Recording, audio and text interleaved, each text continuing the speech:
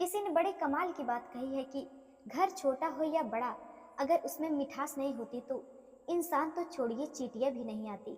नमस्कार दोस्तों, एक बड़ी छोटी सी कहानी है एक बिजनेसमैन की, जो अपने ड्राइवर के साथ नदी के किनारे खड़े होकर सोच रहा था कि उस पार कैसे जाएं, क्योंकि ड्राइवर बता रहा था कि साहब, अगर आपको उस पार जाना है सड़क के रास्ते से 6 से 8 घंटे लग जाएंगे और आपके पास इतना टाइम है नहीं। जो बिजनेसमैन था वो नदी के उस पार जो गांव था वहां एक फैक्ट्री खुलवाना चाहता था और देखने के लिए आया था कि जमीन कैसी है, क्या मामला है। अब बिजनेसमैन समझ नहीं पा रहा था, बहुत कंफ्यूज हो रहा था।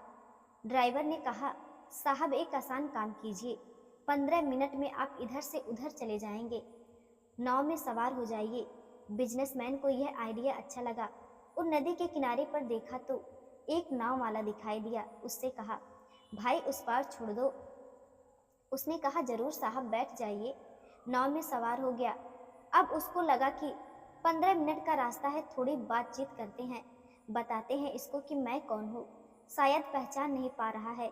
तो बिजनेसमैन ने कहा कि अच्छा बताओ, तुम्हें पता है ना, नदी के उस पार जो गांव है उधर फैक्ट्री खुलने वाली है।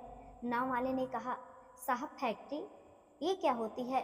मैं तो फैक्ट्री के बारे में नहीं जानता। बिजनेसमैन को हंसी आ गई।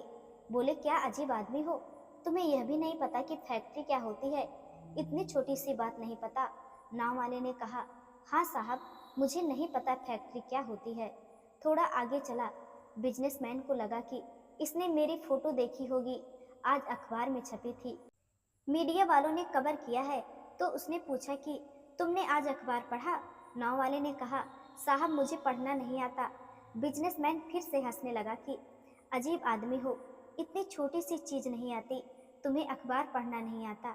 मेरी फोटो छपी है, उसमें देखना। फोटो तो देखने आती है, जा करके देखना कौन आया था। तुम्हारे नाव में बैठा था, तब तुम्हें समझ में आएगा कि किसको तुम नदी पार करा रहे हो।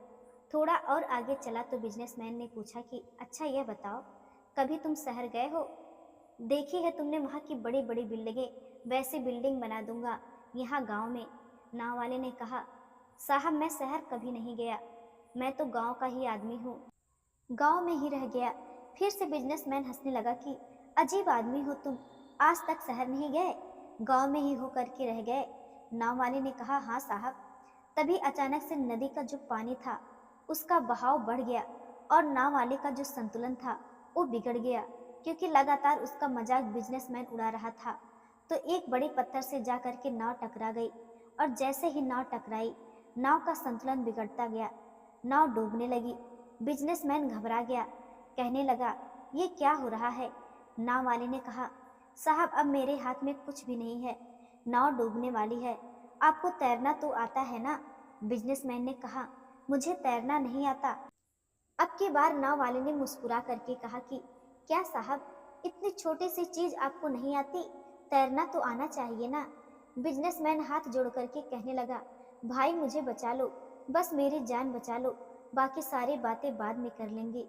मैं तुमसे क्षमा मांगता हूँ, मुझे माफ कर दो, मुझे बचा लो। नाव वाले ने कहा, हाँ साहब, आप चिंता मत करो, मैं बचा लूंगा। बिजनेसमैन ने कहा, आता है ना तुम्हें बचाना? उसने कहा, हाँ यह मुझे अच्छे से आता है। नाव वाले ने कहा, बस आप मेरी पीठ को पकड़े रहना, मैं आपको पार करा दूंगा। उसने बिजनेसमैन को उस बहती नदी से बाहर निकाल दिया। बहुत छोटी सी कहानी है, लेकिन दो बातें सिखाती हैं। पहली यह है कि किसी का मजाक मत उड़ाएं, और दूसरी बात यह है कि जीवन में याद रखिए, आपको किसी की भी कभी भी ज़रूरत पड़ सकती है। हम में से बहुत सारे लोग सोचते हैं कि इसकी क्या ज़रूरत पड़ेगी, ये तो मेरे काम ही नहीं आएगा, रिश्ते ही नहीं बनाते हैं।